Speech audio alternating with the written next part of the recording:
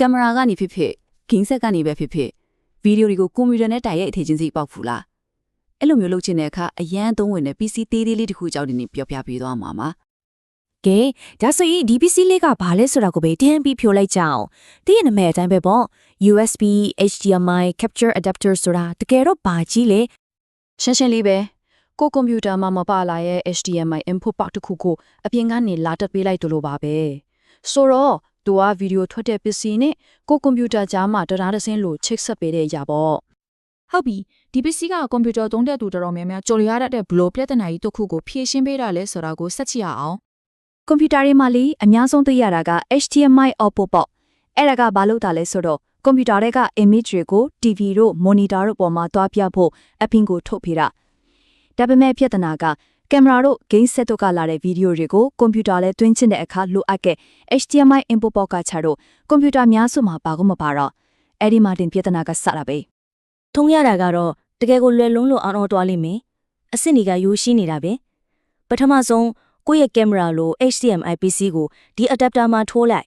ပြီးရင်အဲ့ဒီ adapter ကိုကွန်ပျူတာရဲ့ USB ပေါက်မှာထိုးနောက်ဆုံးအဆင့်ကတော့ကိုသုံးနေကြ software ထဲဝင်ပြီး video source ကိုဒီ adapter လေးကိုရွေးပေးလိုက်ရုံပဲတကယ်ကိုထိုးလိုက်တုံးလိုက် plug and play ဆိုတာဒါမျိုးကဲဒီ PC လေးကိုဘာလို့ဒီလောက်တောင်အသုံးဝင်တယ်ပစုံသုံးလို့ရတယ်လို့ပြောနေရတာလဲသူ့မှာအဓိကကျတဲ့အချက်၃ချက်ရှိတယ်နံပါတ်1အချက်ကတော့သူက platform ပေါင်းစုံမှာအလုပ်လုပ်နိုင်တာဒါပဲဆိုတော့ကိုကဘာဆက်ပဲထုံအဆင်ပြေနေတော့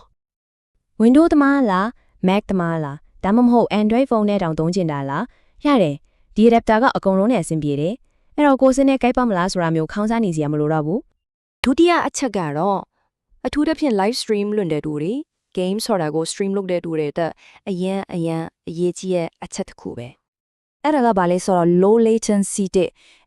latency ဆိုတာကအချိန်နောက်ကျတာကိုပြောတာဆိုတော့ low latency ဆိုတာက Hinge နဲ့အတန်းကြားမှာအချိန်ကွာဟာမှုနောက်ကျမှုအရန်နေတာကိုဆိုလိုတယ်ဒါကဘာလို့အရေးကြီးလဲဆိုတော့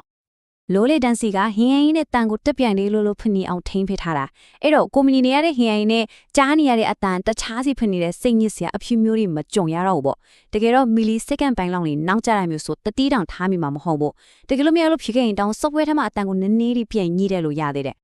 နောက်ဆုံးအချက်ကတော့ bonus လို့ပြောရမလားအစ်စ်တစ်ခုလို့ပဲ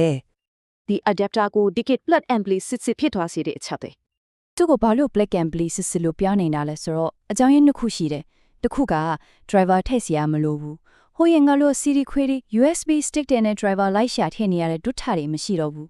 နောက်တစ်ခုကသူက power ကို USB ပေါက်ကနေပဲတိုက်လိုက်ယူတာဆိုတော့ဒီတန် power ဂျိုးတွေ adapter နဲ့ရှုပ်ရှုပ်ရထပ်သက်နေစရာမလိုတော့ဘူးပေါ့ကဲအချုံအနေနဲ့ပြောရရင်ဒီပစ္စည်းလေးကလက်တွေ့မှာဘလောက်တောင်တမိုးရှိလဲ